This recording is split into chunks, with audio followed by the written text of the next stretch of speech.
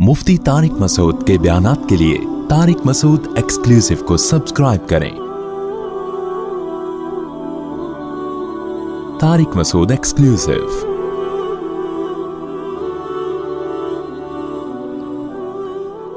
आज जहां बाकी इबादतों में सुस्ती हो रही है, दुआओं में भी लोग पीछे चले जा रहे हैं।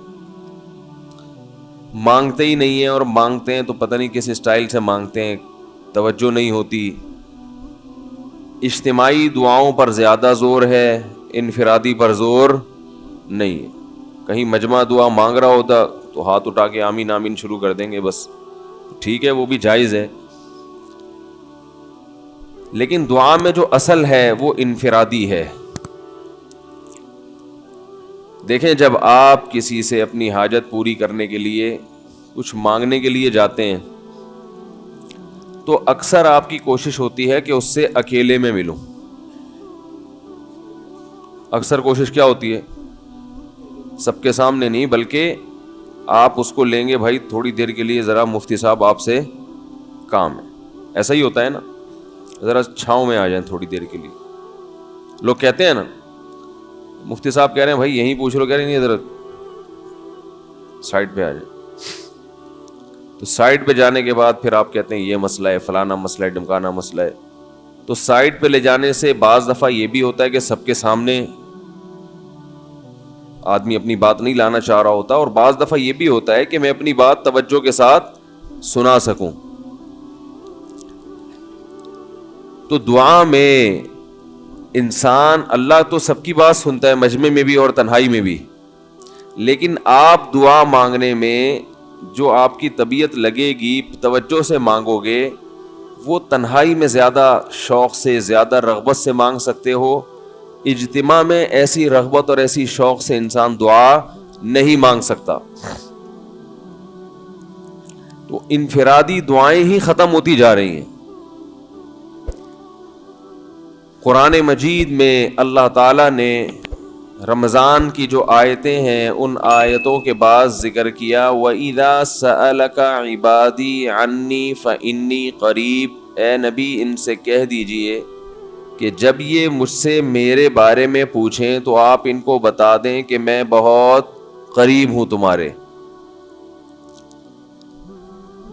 उजीबु दावत दाई इज़ा दान। जब कोई पुकारने वाला, दुआ मांगने वाला मुझसे दुआ मांगेगा तो मैं उसकी पुकार का जवाब बोले भाई, उस पुकार का जवाब दूंगा। पुकार का जवाब देने का मतलब क्या होता है? कबूल करूंगा उसकी दुआ। जवाब का ये मतलब नहीं कि अच्छा मैंने सुन लिया, चलो। एक जवाब तो ये भी होता है ना, अच्छा अब चुप हो जा। हम किसी को पुकार रहे हो, अगला कहते हैं अच्छा भाई ठीक है, पता चल गया, अब चुप करके बैठ जाओ आराम से। तो अल्लाह ताला जब जवाब देते हैं तो क्या मतलब होता है कि अल्लाह ताला वो दुआ कबूल कर रहे हैं। हम दुआ कसरत से मांगते क्यों नहीं है? उसकी वजह यह है कि हमारे जहन में एक चीज़ शैतान ने बिठा दी है कि मांगो तब भी वैसे के वैसे ही है, नहीं मांगो तब भी वैसे के वैसे। वो फलां आदमी तो नहीं मांगता, वो तो फिर भी उसकी तनख्वाह अच्छी मिल रही है, और मैं तो कई सालों से दुआएं मांग रहा हूँ, अल्लाह मेरी तनख्वाह डबल नहीं कर सकता तो कम से कम 50% ही बढ़ा दे। तो मैं तो वहीं का वहीं हूँ, मेरी तनख्वाह में तो कोई इजाफा हो नहीं रहा। तो हम तो देखते हैं कि इधर दुआ मांगो, कुछ भी नहीं हो, सिवाय सवाब के कुछ भी नहीं मिलता। ये वो चीज़ है जो इंसान को दुआओं से रोकती है। हालांकि हम पैगंबरों की जिंदगी देखते हैं तो बात बात पर दुआएं मांगते थे, बहुत कसरत से, बहुत ज्यादा। नूह अलैहिस्सलाम, अच्छा अल्लाह ने उनकी दुआओं को कुरान में जिक्र भी किया है। मुनाजात मकबूला एक दुआओं की किताब है। हजरत मौलाना अशरफ अली थानवी रहिमहुल्लाह ताला ने कुरान और हदीस की दुआओं को एक छोटी सी किताब में जमा करके एक हफ्ते पे डिवाइड कर दिया है उसको, कि आप रोज़ाना उनमें से एक हिस्सा पढ़ेंगे तो पूरा हफ्ते में वो तकरीबन तमाम दुआएं कवर हो जाएंगी जो कुरान और सुन्नत में बयान की गई हैं। वो किताब ज़रूर ख़रीदें, रखें अपने पास, मुनाजात मकबूला के नाम से। تو ہم دعا کیوں نہیں مانگتے؟ مسئلہ ہمارے ساتھ یہ ہے کہ ہم کہتے ہیں کہ جو مانگتا ہے وہ بھی وہینچ کا وہینچ، اور جو نہیں مانگتا ہے وہ بھی کوئی سرخاب کے پر تو لگ نہیں جاتے کوئی مانگ رہا ہو تو. یہ وہ مسئلہ ہے جس کی وجہ سے لوگ دعائیں مانگنے میں بخل سے کام لیتے ہیں، جبکہ پیغمبر کثرت سے دعائیں مانگا کرتے تھے، بہت زیادہ. جو پچھلی آسمانی کتابیں ہیں ان میں لکھا ہوا ہے کہ یعقوب علیہ الصلاۃ والسلام اتنی کثرت سے دعائیں مانگا کرتے تھے کہ سجدے میں جا کے کہ ان کے یہ جو گھٹنے ہیں اور سر میں سخت نشان بن چکے تھے، وہ جگہ زمین پہ لگ لگ کے سخت ہو جاتی ہے نا. تو اتنی کثرت سے دعائیں. ہم نے جن بزرگوں کے ساتھ ٹوٹا پھوٹا وقت گزارا ان کو دیکھا کہ وہ دعا بہت لمبی لمبی دعائیں مانگا کرتے تھے، بہت لمبی. ہمارے شیخ کے سامنے جب کوئی آیا کرتا تھا دعا کے لیے کہتا تو ہاتھ اٹھائے بغیر ویسے ہی اس کو ایک دعا کا جملہ کہہ دیا کرتے تھے. کسی نے کہا کہ آپ ہاتھ اٹھا کے اس کے لیے دعا کیوں نہیں مانگتے؟ تو فرماتے تھے کہ جب میں ایک دفعہ ہاتھ اٹھا لیتا ہوں تو پھر اتنی آرام سے نیچے گراتا نہیں، کیونکہ پھر اللہ کے دربار میں اب ہاتھ اٹھا لیے تو پھر تو ایسا ان کا دل لگتا تھا، مانگتے چلے جاتے تھے. تو بات یہ ہے کہ جب یہ یقین پیدا ہو جائے کہ جس خالق نے ہمیں پیدا کیا ہے اور جس نے ہمیں مانگنے کا حکم دیا ہے اس کے سامنے جب ہاتھ اٹھا کے گڑ گڑائیں گے تو وہ تھوڑا نہیں دے، وہ دعا لازمی قبول کرے گا، اور وہ لازمی ہماری مانگی ہوئی چیزیں ہمیں عطا کرے گا. یہ جذبہ اور یہ نیت جب انسان میں پیدا ہو جائے تو پھر اس کا دعاؤں میں دل لگتا ہے. کیسے نہیں لگے گا؟ آپ سوچیں کہ آپ کو کوئی بتا دے کہ یہ جو سیٹھ صاحب ہیں بہت بڑے، آپ جا کے ان سے مانگو، یہ ٹائم نکال کے بیٹھے ہوئے ہیں، جتنا مانگو گے جو مانگو گے یہ دیں گے. تو اب آپ بتاؤ، آپ یہ کہو گے کہ میرے پاس مانگنے کا ٹائم نہیں ہے، ایسے موقع پہ آپ یہ کہو گے؟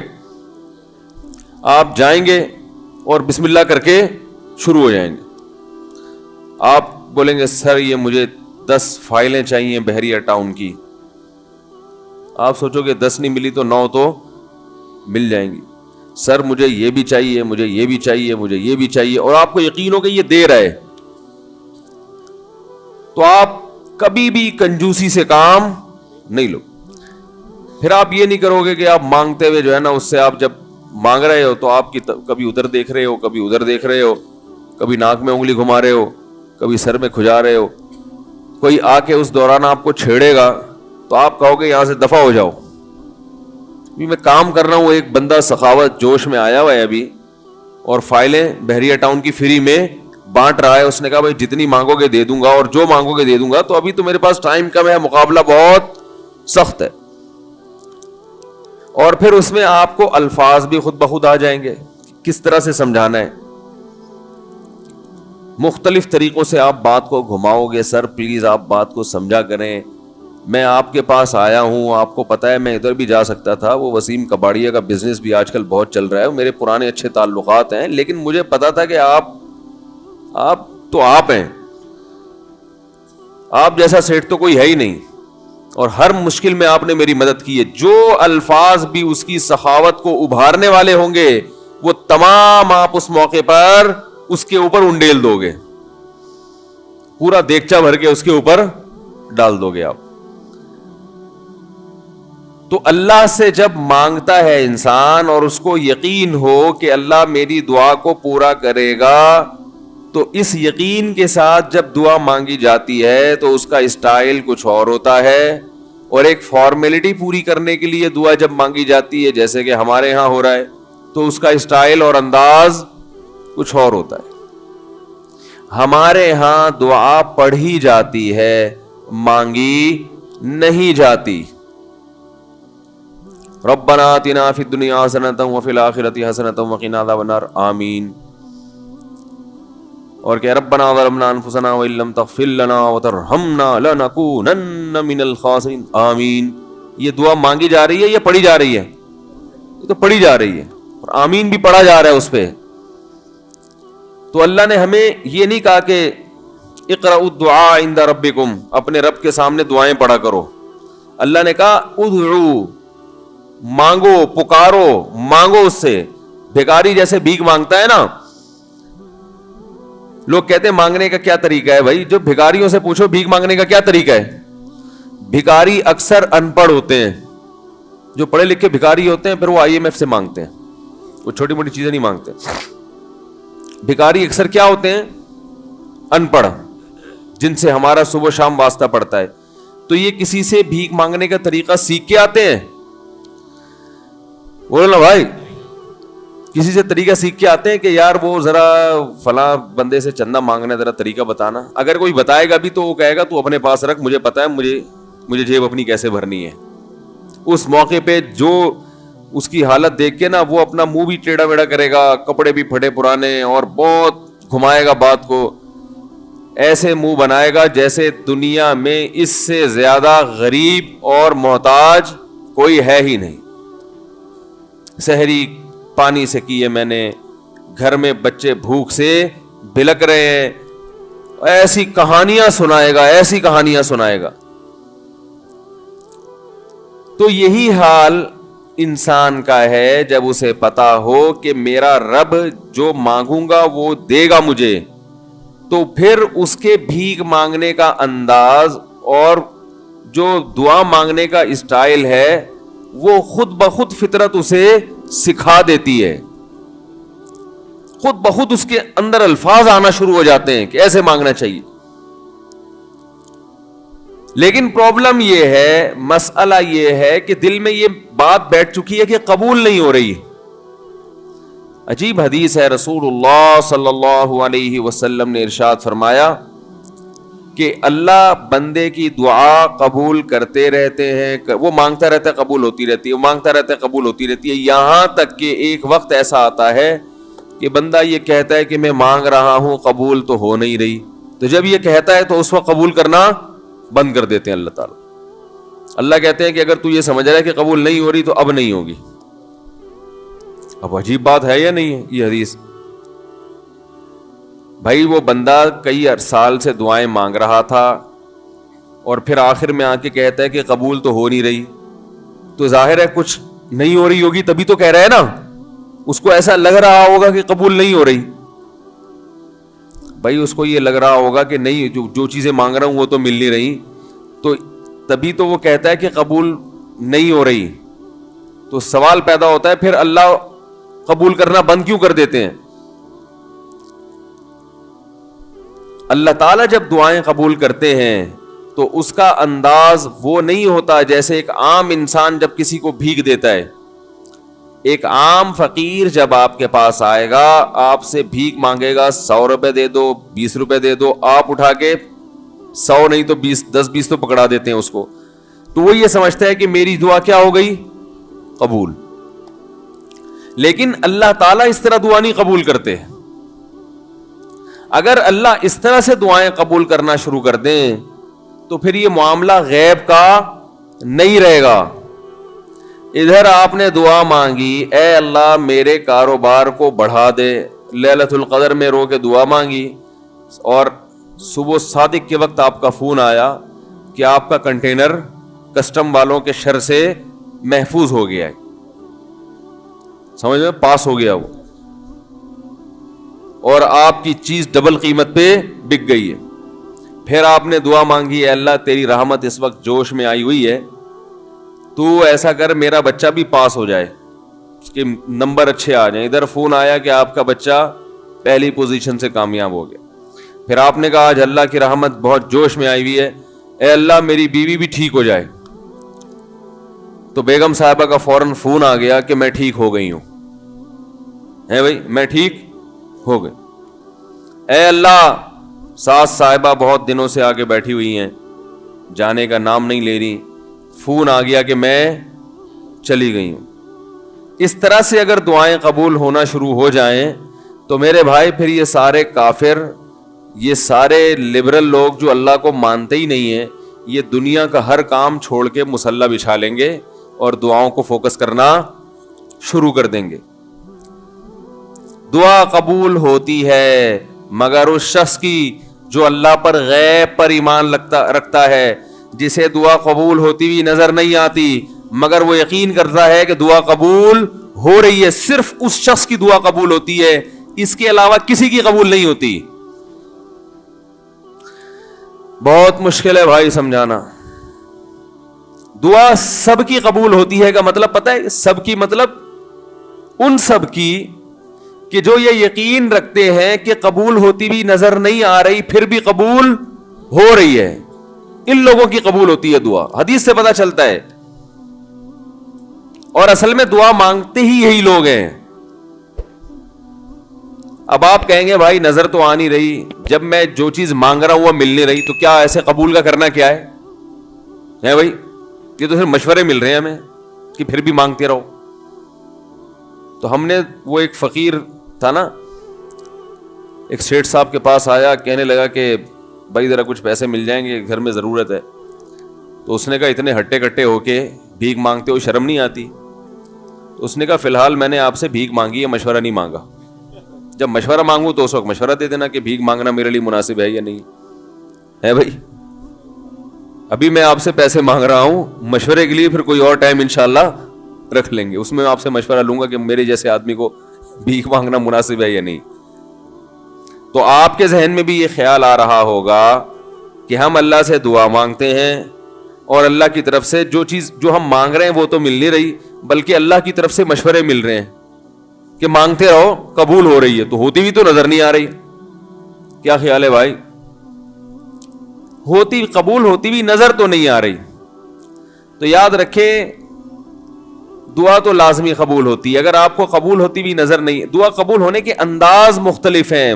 اللہ تعالیٰ کے جس طرح سے قبول کرتے ہیں نا, وہ عام لوگوں کی طرح نہیں آپ کو چیزیں پکڑا دیتے, یہ تو غیب سے معاملہ ختم ہو جائے گا. اللہ کی حکمت کا تقاضا یہ ہے کہ اس طرح سے قبول کروں کہ قبول ہو مگر اس کو پتا نہ چلے, کیونکہ وہ اللہ کا دربار ہے, اس کی کچھ قیمت ہے کہ وہ ہر ایک کو مانگنے کی توفیق نہیں دیتا. بھائی آپ نے کبھی دیکھا کہ کوئی سیٹ ایسے ہی دکان کھول کے بیٹھ جائے کہ آؤ جو مانگو میں دوں گا؟ ایسے تو کیا ہوگا کہ پورا نظام خراب ہو جائے گا نا. پھر آپ 10 فائلیں تھوڑی مانگیں گے, پھر تو آپ کہیں گے پورا بحریہ ٹاؤن میرے حوالے کر دو, پھر تو آپ یہ کریں گے نا. یہ تو میں نے ایک مثال دی تھی. عملاً ایسا نہیں ہوتا. عملاً وہی آ کے بیٹھے گا اور وہی آپ کو پیشکش کرے گا کہ اس کے کچھ اصول اور ضابطے ہوں گے, ان قواعد پہ آپ پورے اترتے ہوگے تو آپ کو وہ گھسنے دے گا. اللہ کے بھی کچھ اصول اور ضابطے ہیں, ساری دعائیں قبول کرے گا, جو مانگو گے صرف اتنا نہیں بلکہ بڑھا کے دے گا. لیکن اصول یہ ہے کہ اللہ کہتے ہیں کہ جب میں دوں گا تو نظر نہیں آئے گا, مگر یقین رکھنا ہے کہ کیا کر رہا ہوں, میں دے رہا ہوں, پھر دیتا رہوں گا میں. پھر بات وہیں آگے کھڑی ہو جاتی ہے کہ ایسے دینے کا کیا فائدہ کہ ہماری سمجھ میں نہیں آ رہا کہ پتہ نہیں کیسے دے رہا ہے اللہ تعالیٰ. تو یاد رکھیں اللہ تعالیٰ کے دینے کا انداز تھوڑا مختلف ہے. وہ کیا ہے؟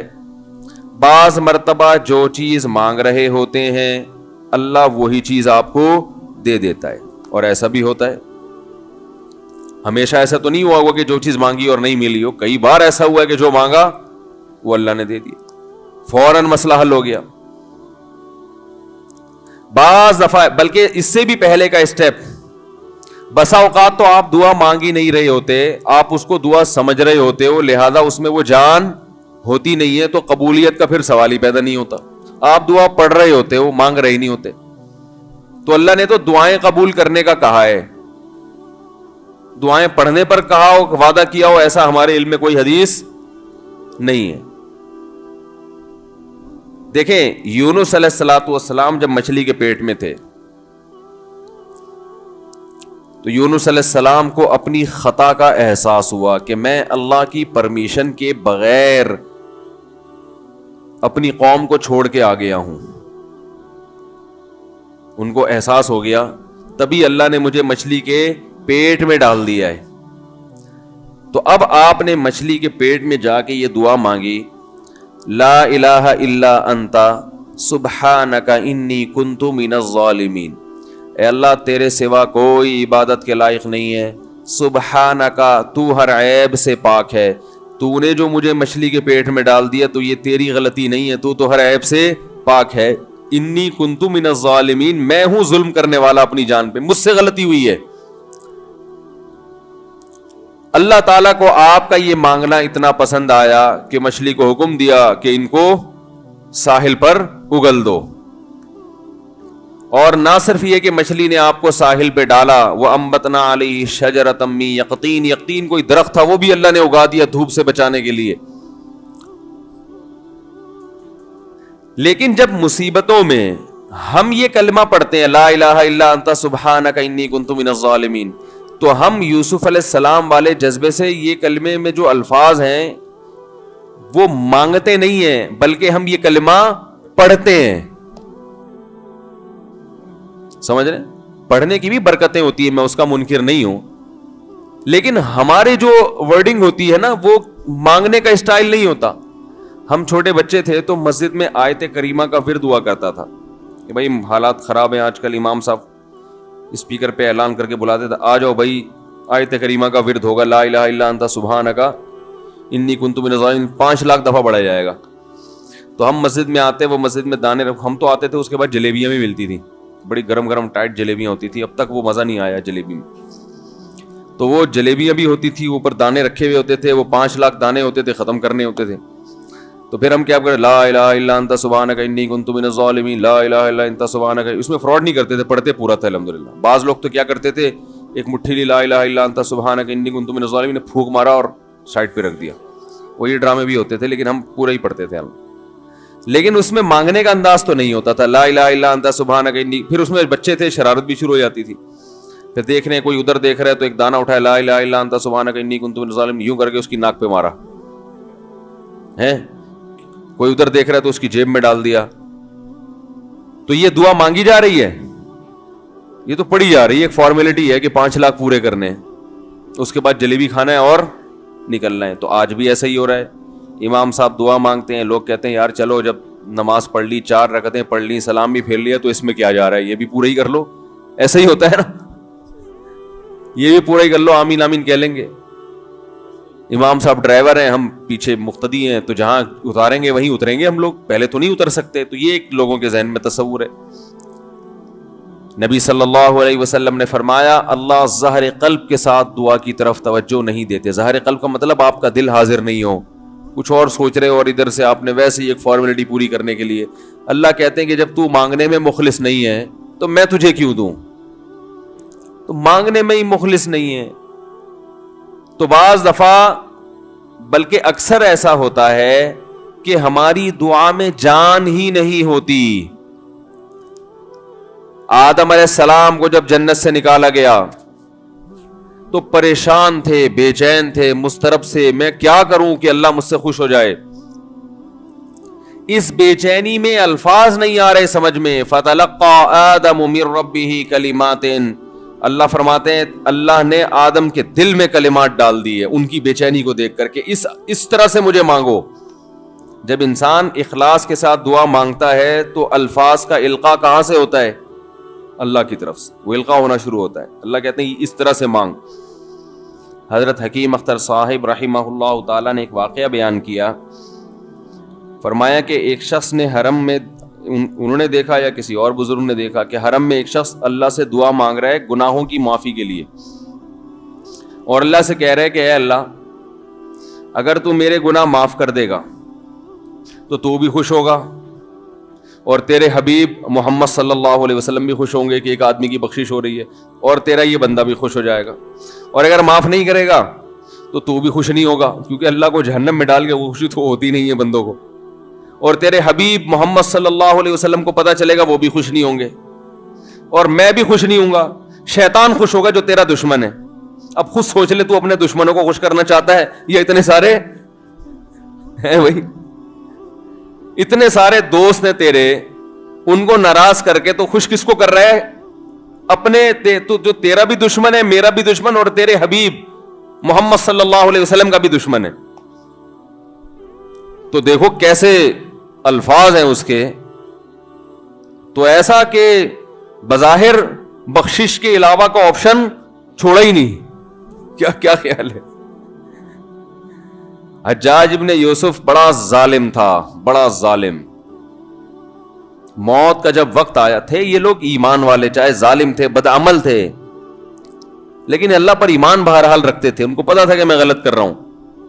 جب موت کا وقت آیا تو کہنے لگا کہ اے اللہ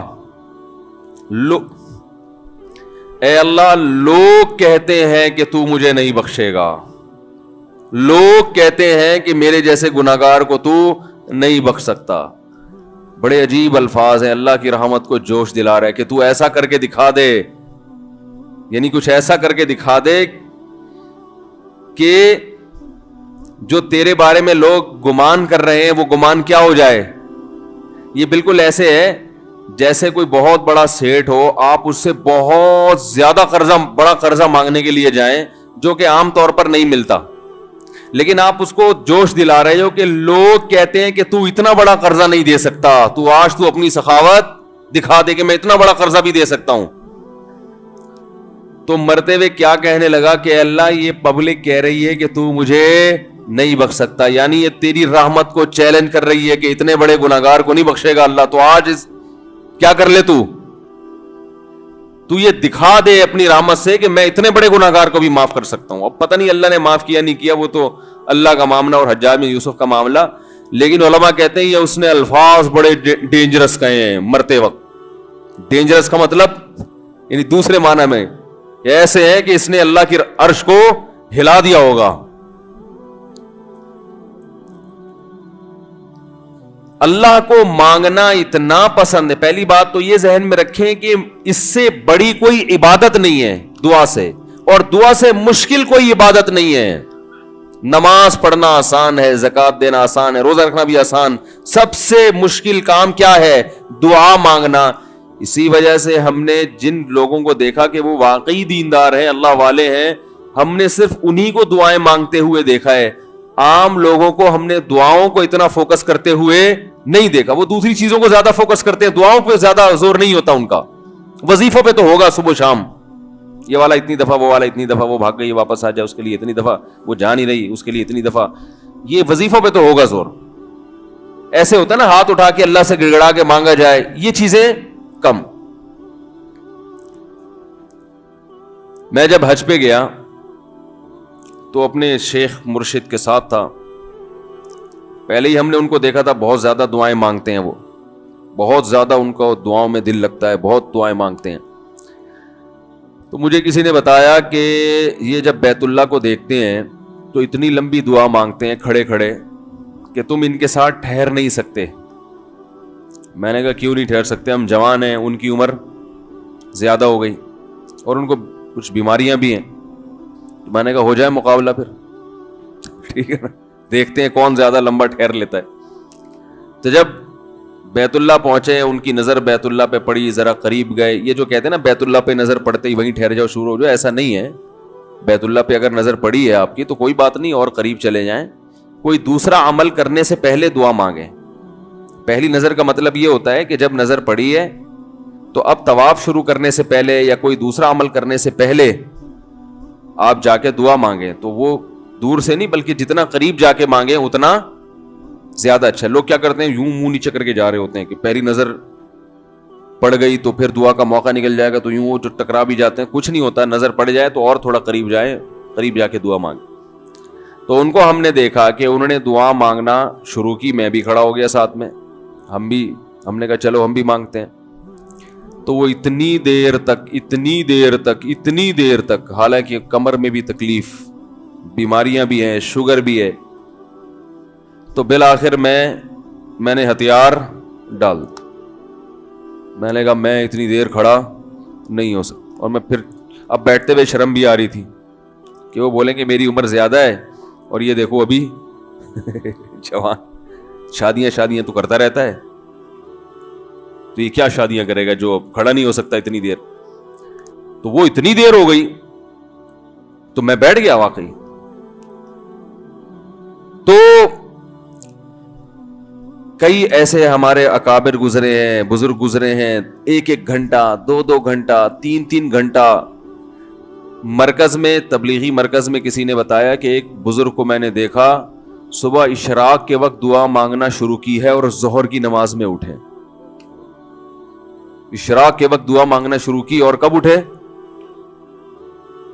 یہ وہ لوگ تھے جن کا دعاؤں میں دل لگتا تھا. اب بتائیں دعا مشکل عبادت ہے یا نہیں ہے؟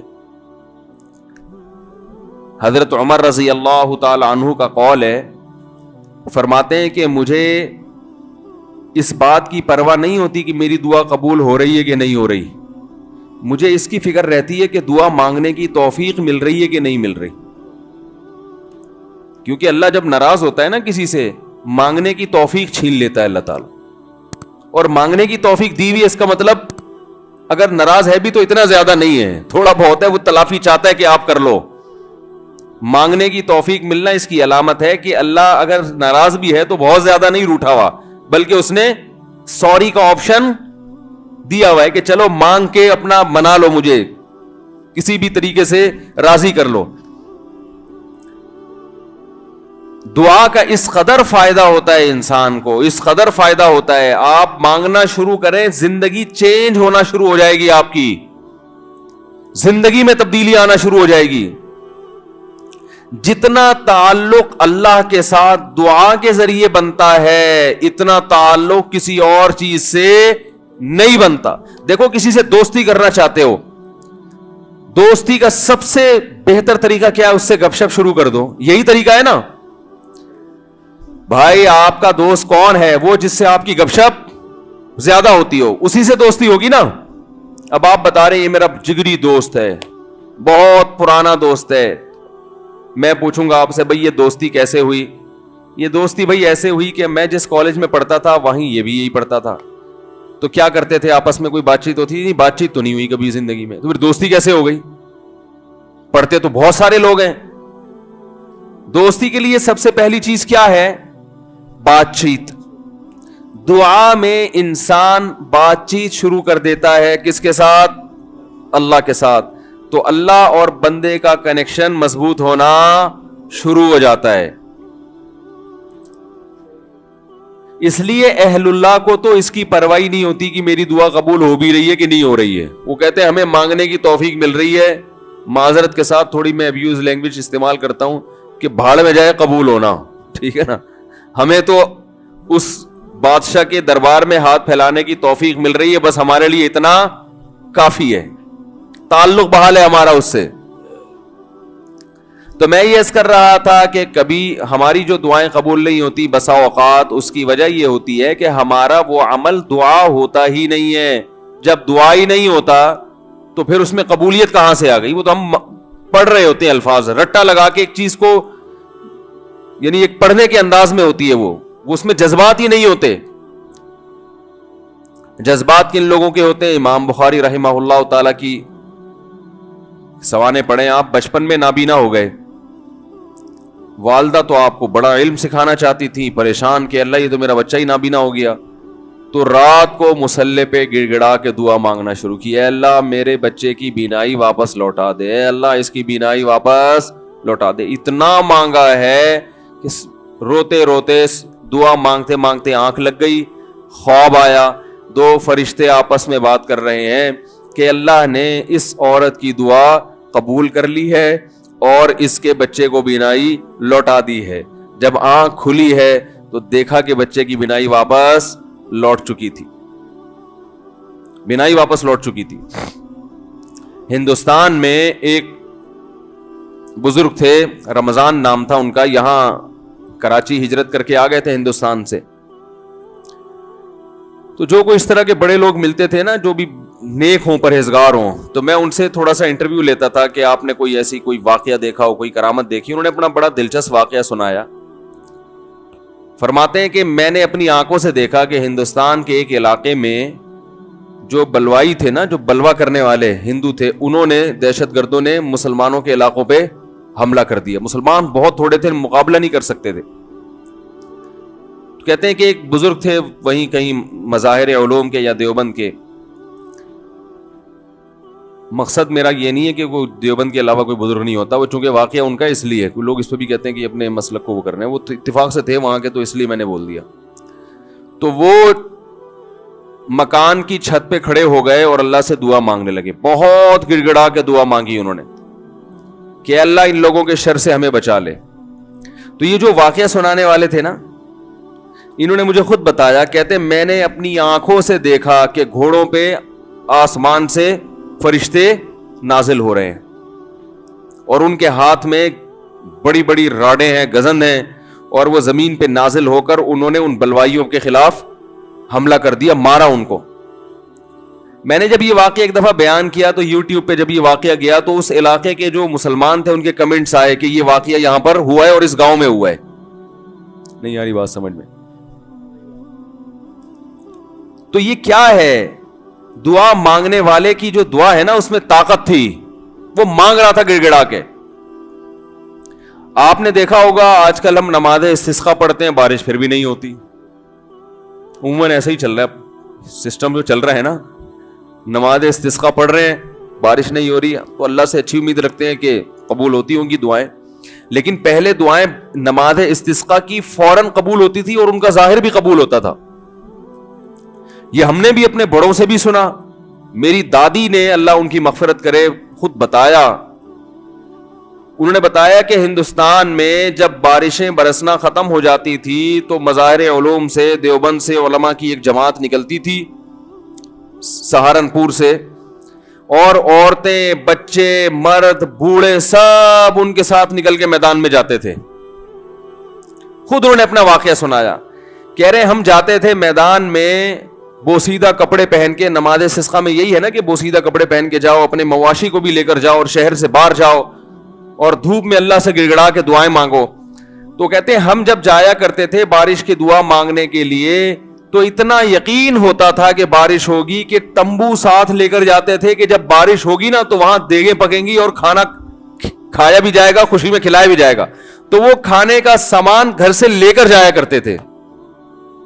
انہوں نے بتایا کہ ہم نے خود دیکھا ہے کہ نماز استسقاء کے لیے دعائیں ہو رہی ہیں اور آسمان پہ بادل آئے اور بارش برسنا شروع, اور ہم سب کیا کر رہے ہیں, تمبو لگا کے کھانا کھا رہے ہیں خوشی میں. یہ میں نے خود سنا.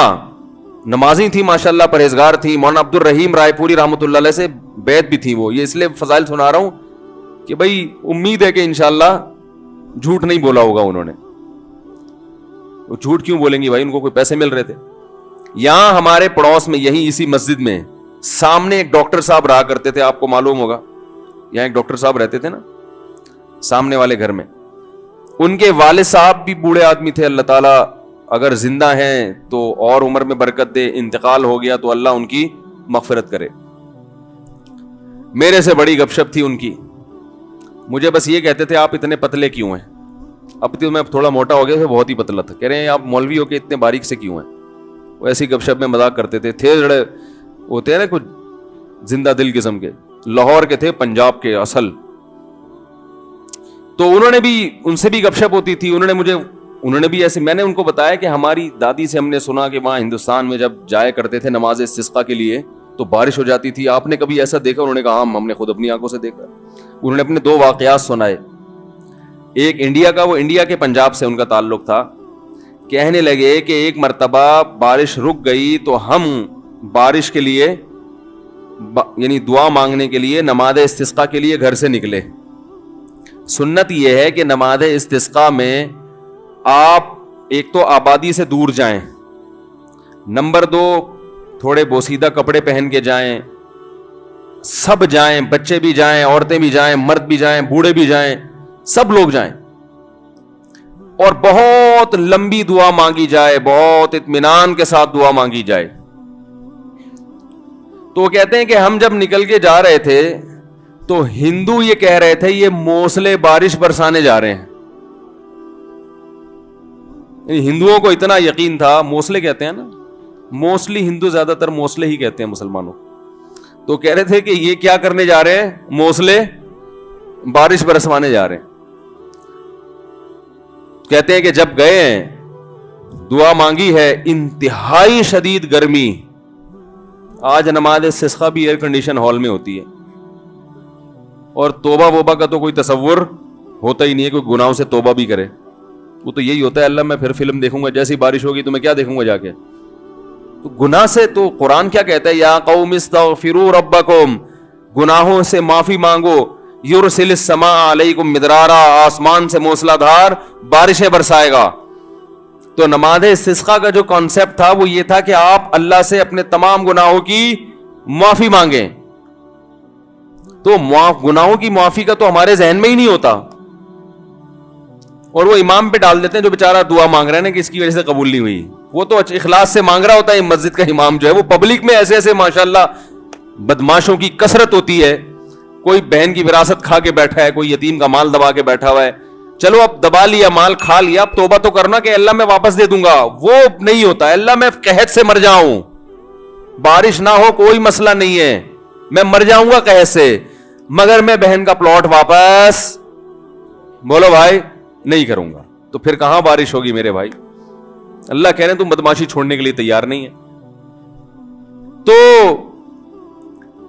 وہ انہوں نے اپنا واقعہ سنایا کہ ہم گئے, ہم نے دعا مانگی, اور وہ جو ہمارے امام صاحب تھے انڈیا میں, کوئی جالندھر یا کوئی لدھیانہ کا واقعہ ہے, کہہ رہے ہیں وہ سردے میں گئے ہیں اور اوپر سے اتنی شدید گرمی تھی کہ وہ ہماری کمر جو ہے نا دھوپ کی وجہ سے ایسا لگ رہا تھا جل جائے گی. مگر امام صاحب جو سردے میں جا کے روئے ہیں اور پبلک کو رلایا انہوں نے کہ اللہ جب تک بارش برسے گی نہیں یہاں سے ہم ہلیں گے نہیں. یہ اب دیکھیں جس کو اطمینان ہوگا وہ اتنی دیر تو سردے میں پڑا رہے گا, ورنہ وہ کہے گا یار کچھ ہونے والا تو ہے نہیں, خام خامے کمر جلا کے آ جاؤ. کہہ رہے ہیں وہ انہوں نے گڑ گڑائے ہیں, وہ ایسا گڑ گڑائے ہیں, اور کمر ہماری جل جل کے لگ رہا تھا کہ وہ خراب ہی نہ ہو جائے. اور پھر انہوں نے مجھے اب خود سنایا واقعہ, کہتے ہیں ہم نے دیکھا کچھ دیر ہوئی ہے, اس کے بعد گہرے بادل آئے ہیں اور وہیں بارش برسنا شروع ہو گئی ہے. اور کہہ رہے ہیں جب تیز بارشیں ہوئی ہیں تو ہم جب واپس آ رہے تو ہندو ہنس رہے اور کہہ رہے تھے یہ موسلے بارش برسوا کے آ رہے ہیں. ہندوؤں کو بھی یقین ہوتا تھا یہ موسلے بڑے تیز ہیں. آج کا جو موسلہ ہے میرے بھائی ہم جیسے نالائقوں پر مشتمل ہے, تو پھر ہم اپنی ذمہ داری پوری نہیں کر رہے. اللہ کہتے تمہیں یقین نہیں ہے, تو پتہ نہیں کیا کر رہا ہے, یہاں بیٹھ گئے ادھر توجہ. میں تو دیکھا ہے دعا مانگتے مانگتے نا جیب میں چیک کر رہے ہوتے ہیں کتنے پیسے پڑے ہوئے, 5,000 کا تو ہے نا, وہ خراب تو نہیں ہوا, آمین. پھر وہ آمین, پھر وہ تھوڑی دیر میں یہاں کھو جائے گا, پھر ادھر کھو جائے گا. 10 کام ہو رہے ہیں, دل نہیں لگ رہا, ایک فارمیلٹی پوری ہو رہی ہے, تو یہ کیسے حساب چلے گا میرے بھائی. تو دعا قبول ہوتی ہے, بعض دفعہ ایسے ہوتی ہے جیسے میں نے آپ کو بتایا, اس طرح سے بھی ہوتی ہے کہ ادھر مانگی اور ادھر اللہ نے بارشیں برسانا شروع کر دی. اور بعض دفعہ دعا ایسے قبول ہوتی ہے, اچھا کچھ کر کے دعا مانگو تو زیادہ قبول ہوتی ہے. کچھ اللہ کے لیے کیا ہو نا, جیسے حدیث میں آتا ہے 3 آدمی غار میں بند ہو گئے, بڑا زبردست واقعہ ہے وہ حدیث میں. غار میں گئے تھے, اوپر سے پتھر لڑکا اور غار کا منہ بند, اب نکلنے کا راستہ ہی نہیں, اور ان کو کوئی آواز بھی نہیں باہر جا سکتی, فون وون تو ہوتا نہیں تھا پہلے. تو اب ان کو یقین ہو گیا کہ اب ہمارا انجام سوائے موت کے کچھ نہیں ہے, اس میں تڑپ تڑپ کے مرنا ہی اور کچھ نہیں ہوگا. تو تینوں نے کہا کہ بھائی دیکھو اللہ کو اپنے کسی اچھے عمل کا واسطہ دے کے دعا مانگو. ہم میں سے کسی سے کوئی زندگی میں اچھی نیکی ہوئی ہو جو آپ سمجھتے ہو کہ بہت اچھی نیکی ہے, تو اس نیکی کا اللہ کو واسطہ دے کے دعا مانگی جائے. تو مشہور حدیث ہے, جلدی جلدی مکمل کرتا ہوں. ایک نے کہا اللہ میں بکریاں چراتا تھا, گھر آیا, اپنے بچوں کو دودھ پلانے سے پہلے میں نے کہا والدین کو پلاؤں گا, والدین سو گئے تھے, تو ساری رات سرہانے ان کے سرہانے کھڑا رہا تھا میں سر کے پاس, ان کو جگاؤں گا بھی نہیں کہ نیند خراب ہو, اور ایسا بھی نہیں ہوگا کہ پہلے بچوں کو پلا دوں, پہلے ماں باپ بعد میں اپنے بچے. پوری رات پیالہ لے کے سر کے کنارے کھڑا رہا, جب صبح اٹھے تو پھر ان کو پلایا, اٹھا بھی نہیں رہا. والدین کی خدمت کتنی بڑی نیکی ہے دیکھو. اللہم ان کنت فعلت ذلك ابتغاء وجهك فاصرف عنا ما نحن فيه فاكشف عنا ما نحن فيه. اے اللہ اگر میں نے یہ تیرے لیے کیا تھا اور تجھے یہ میری نیکی پسند آ گئی ہے تو آج جس مصیبت میں مبتلا ہیں اللہ اس مصیبت سے ہمیں نجات دے دے. کیسی اللہ کی قدرت, وہ پتھر ہلائے اپنی جگہ سے. پتہ چلا میرے بھائی, ماں باپ کی خدمت بڑی بڑی چٹانوں کو اپنی جگہ سے ہلا دیتی ہے بغیر کسی وجہ کے. اتنا بڑا عمل ہے یہ. آج برداشت نہیں ہوتا ہے, نہ باپ کی ڈانٹ برداشت ہوتی ہے نہ ماں کی ڈانٹ برداشت ہوتی ہے. دیکھو اللہ چاہتے پورا پتھر ہلا دیتے, لیکن اللہ نے کہا کہ سب کا عمل سامنے آ جائے نا, تو اللہ نے تھوڑا سا ہلایا پتھر کے ابھی ہلکی سی ہوا آئے بس ہے بھائی, تاکہ باقی دو کی نیکیاں بھی سامنے. ویسے تو اللہ کو اتنا پسند آیا کہ اللہ چاہتے تو ہٹا دیتے نا پتھر. دوسرے نے دعا مانگی, اے اللہ میں اپنی چچا زاد بہن پہ عاشق تھا, اس سے زنا کرنا چاہتا تھا, وہ موقع نہیں دیتی تھی, بہت سخت عشق والی محبت تھی. بالآخر قحط پڑا, سب کچھ ختم ہو گیا, تو وہ میرے پاس آئی روٹی کے لیے. تو میں نے اس سے کہا ایک شرط پہ تجھے راشن دوں گا کہ تو میری حرام خواہش کو پورا کر. اور بالآخر مجھے اس پر قدرت ہوئی. جب میں زنا کے, وہ مجبور ہو گئی بیچاری, جب میں زنا کے بالکل قریب پہنچ گیا تو اس نے مجھے اللہ تیرے عذاب سے ڈرایا, اتق اللہ ولا تفض الخاتم الا بحقی, کہ تو یہ کام کر تو رہا ہے مگر تو اللہ سے ڈر. اے اللہ میں اس حالت میں کہ مجھے اس پر مکمل قدرت ہو چکی تھی اور میں عرصے سے تلاش میں تھا کہ یہ میری دسترس میں آئے, آج جب مجھے موقع ملا اور بالکل قریب پہنچ گیا زنا سے, تو اس نے مجھے کہا اللہ سے ڈر, تو اللہ میں تیرے خوف سے پیچھے ہٹ گیا.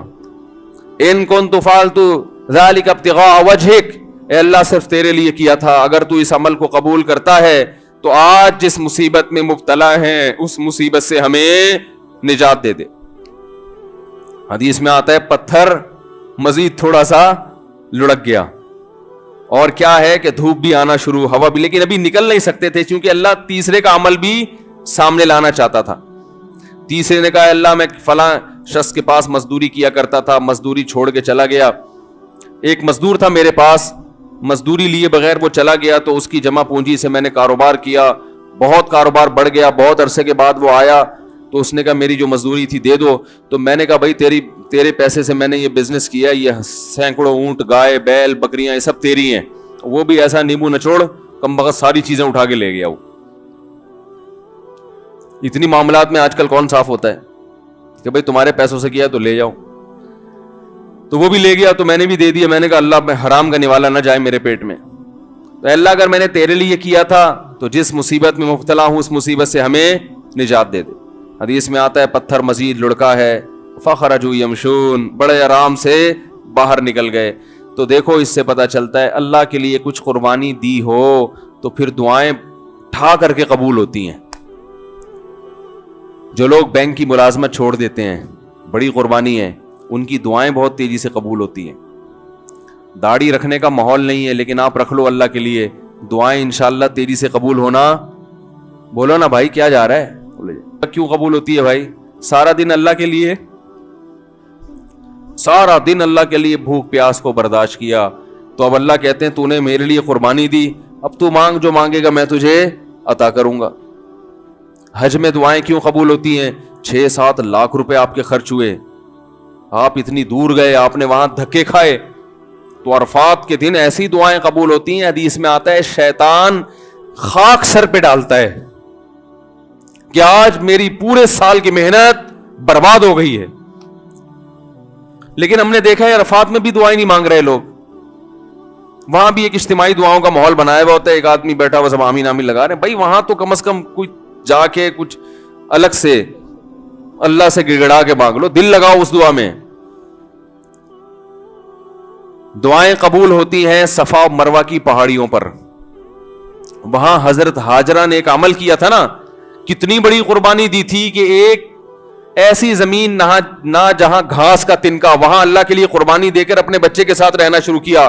اور پھر آزمائش آئی اللہ کی طرف سے, بچہ ایڑیاں رگڑ رہا ہے, پانی کا نام و نشان نہیں ہے, لیکن وہ اللہ سے شکایت نہیں کر رہی کہ اللہ تو نے تو مجھے مروا دیا, کہاں لا کے میرے شوہر نے مجھے ڈال دیا. بھاگ رہی ہیں ادھر سے ادھر, ادھر سے ادھر. کیسا اللہ کی رحمت کو جوش آیا کہ میرے لیے قربانی دی, اب میں تجھے ضائع نہیں ہونے دوں گا.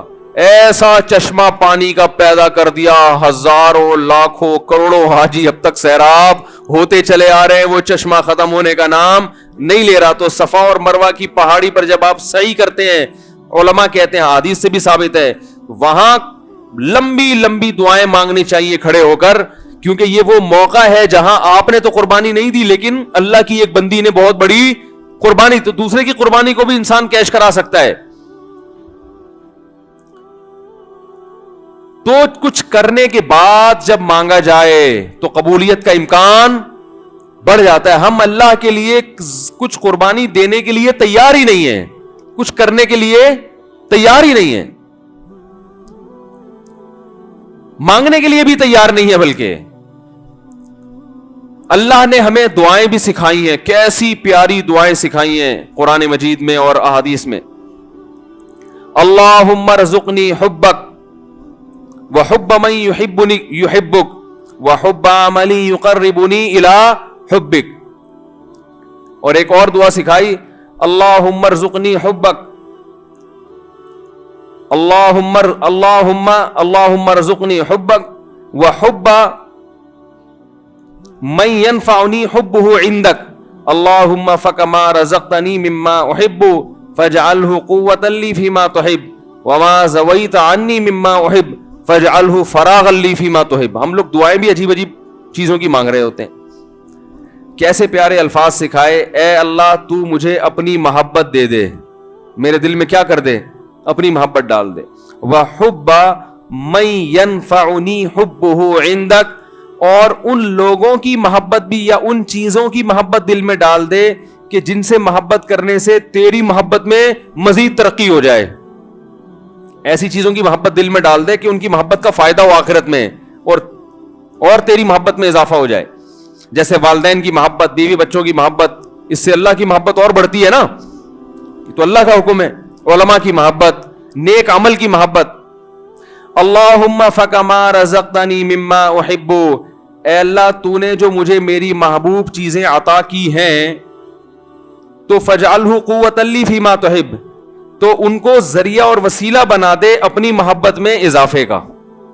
یعنی وہ مجھ سے چھیننا نہیں وہ چیزیں, بلکہ ان سے ان کا استعمال اس طرح سے ہونا شروع ہو جائے کہ وہ دین میں اور ترقی کا ذریعہ بننا. جیسے کسی کو اللہ نے مال دیا تو مال سے ہر ایک کو محبت ہوتی ہے, تو یہ مال اور آخرت میں ترقی کا ذریعہ بن جائے.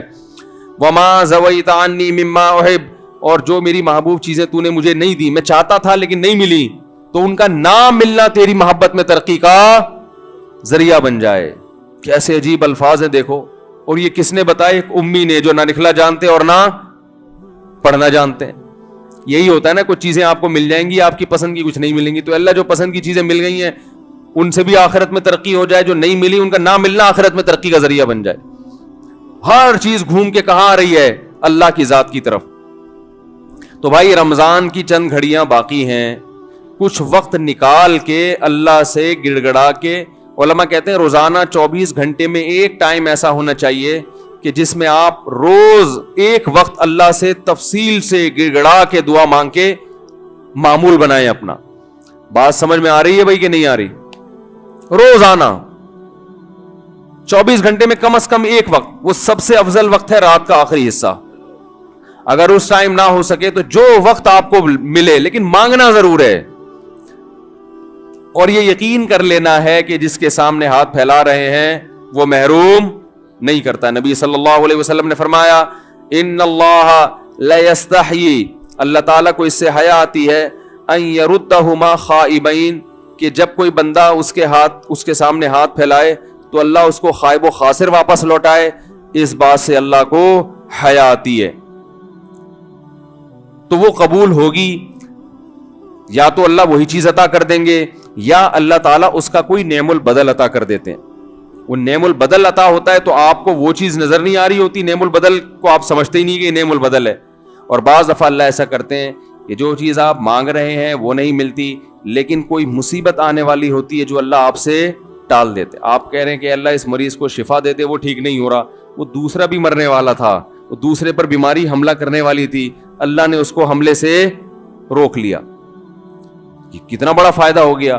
اور بعض دفعہ یہ ہوتا ہے کہ جو چیز آپ مانگ رہے ہیں وہ نہیں ملتی, لیکن اس مانگنے سے جو مقصد تھا وہ مقصد مل جاتا ہے.